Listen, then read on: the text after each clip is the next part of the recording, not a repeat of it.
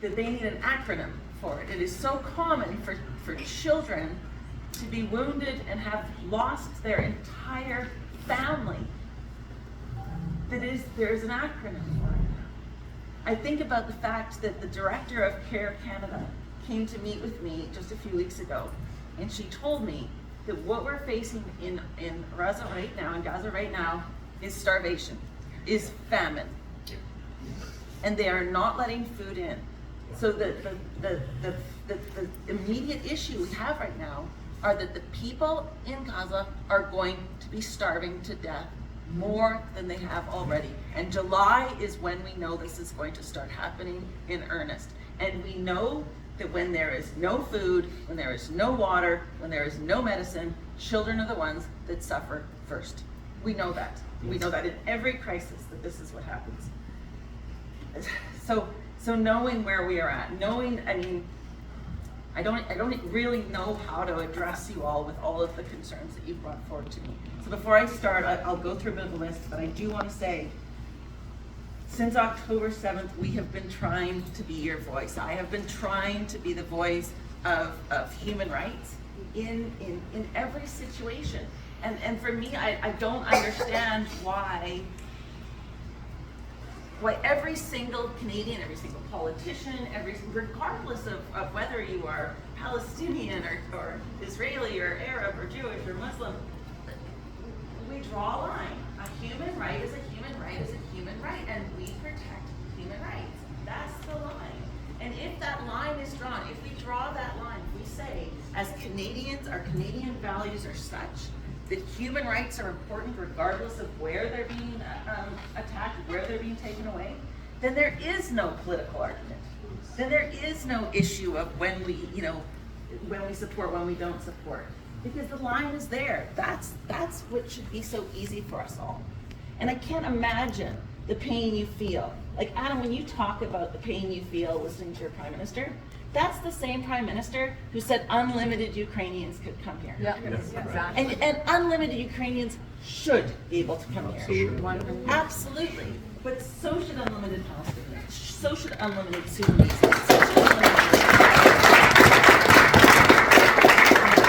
And when you add a number to a human life like that, when you say 40,000 Afghans, 1,000 Palestinians, 250 Sudanese, like, is that a price tag? Is that a value on a human life? How can we justify that?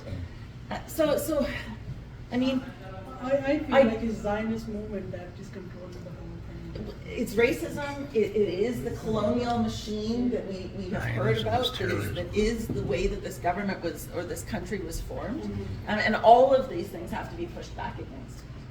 So there are a few things. I mean, Adam, I will disagree with you a little bit. I think Canada can play a meaningful role. I know we have way more to do, but there are things that Canada can and should do, and there are things that we should be doing as a country to work with other countries. Yeah, we're small. I mean, we don't have a giant military. We don't have a lot of the things that other countries have. But we do have the ability to put pressure on other countries. We are a G7 country. We could do those things. That is possible within wherever we are at. One of those things is sanctions. We should absolutely have, Netanyahu should be on that list. Ben-Gvir should be on that list. Sumatra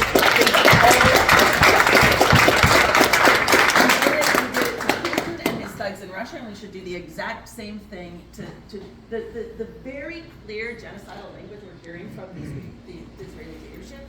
Absolutely should be sanctioned, and those sanctions should mean something. There should be enforcement, and they should actually mean something. And we should work with other countries to make sure that they're being sanctioned throughout the rest of the world. That those sanctions should be in place.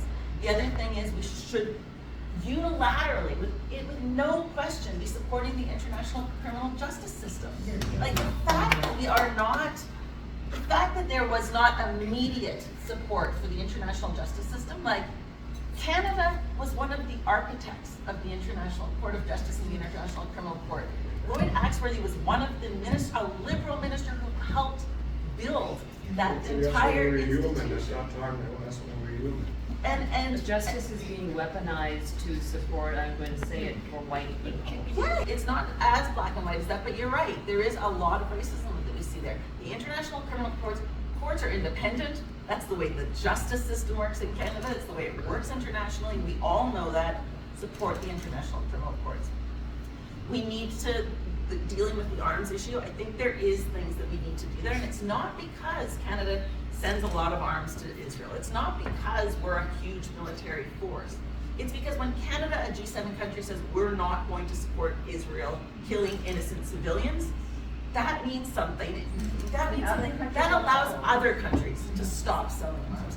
I mean, we're not gonna, I can't change what the US is doing. I don't have that power, but it's building the pieces. So I do think there are those things there. And I want to also say something about, you know, I listen to you all and it breaks my heart. It breaks my heart to think that there are. I also want you to know that since October 7th, in my office, and I'm not anybody. I'm a fourth party MP from the smallest party in the House of Commons. My office has received about 650,000 emails, and they are not from Muslims only, or from Arabs only, or from Palestinians only, or for Jewish people only. They are from all across Canada. So there are and every time I get an email or a letter, I know that there's 100 people that are thinking the same thing behind that. That's what we do as politicians. You know, if somebody took the time to write to me, there's 100 other people that think that exact same thing.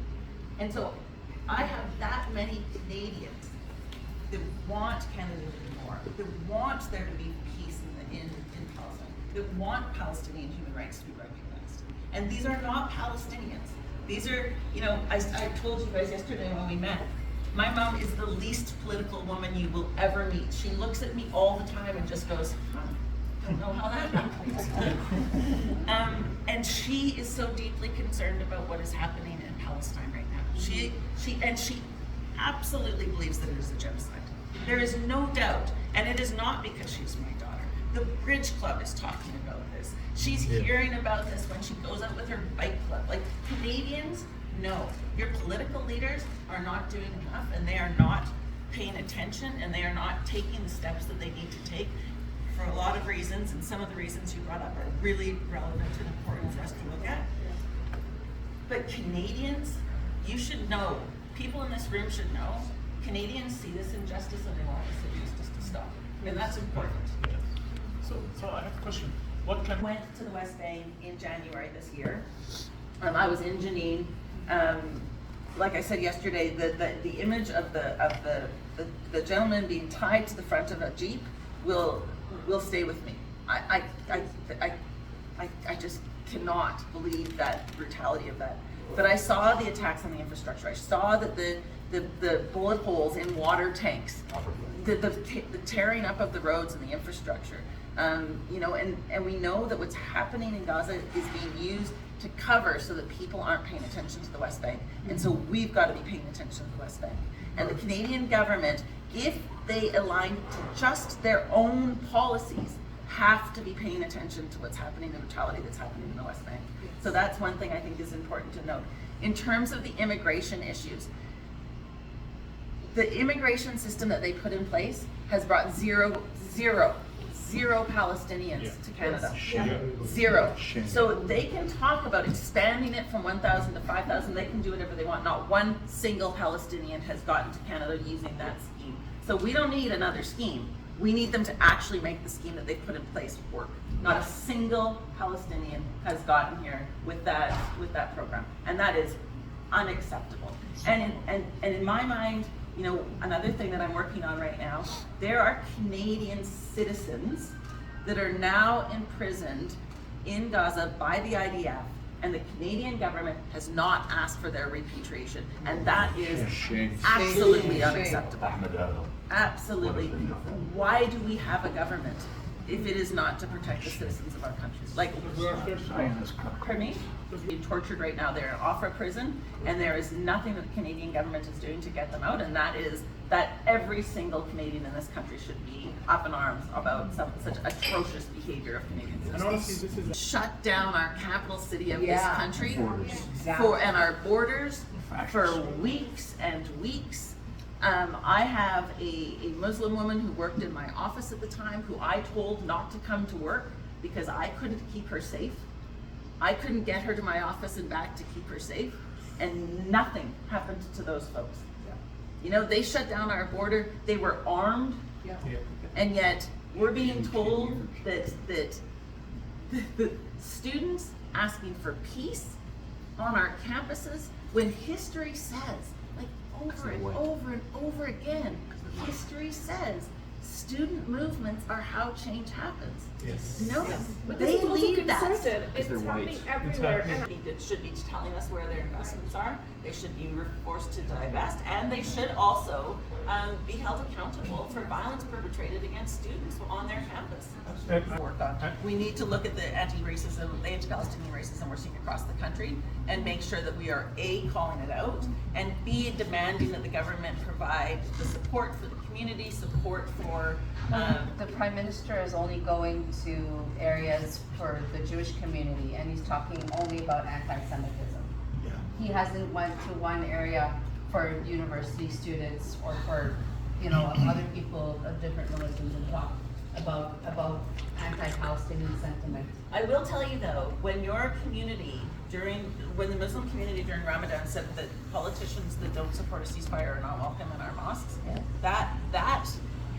that was I mean, listen, the other thing I want to do to give people in this room hope is the Muslim community, the Palestinian community, the way that the community has come together and has taken a leadership role and has demanded rights and has shown such leadership during this time is incredible. You know, the groups that we're working with, the CPMJ, yep, you know, I get always mixed up. The NCCM, the voices that we're hearing are having an impact, and they are powerful. And I understand it's not enough, and I understand, you know, March 18th was the day that we brought forward, the NDP brought forward our opposition day motion in the House. And I know it was passed in a watered down fashion, and I know lots of people were disappointed by the watered down fashion.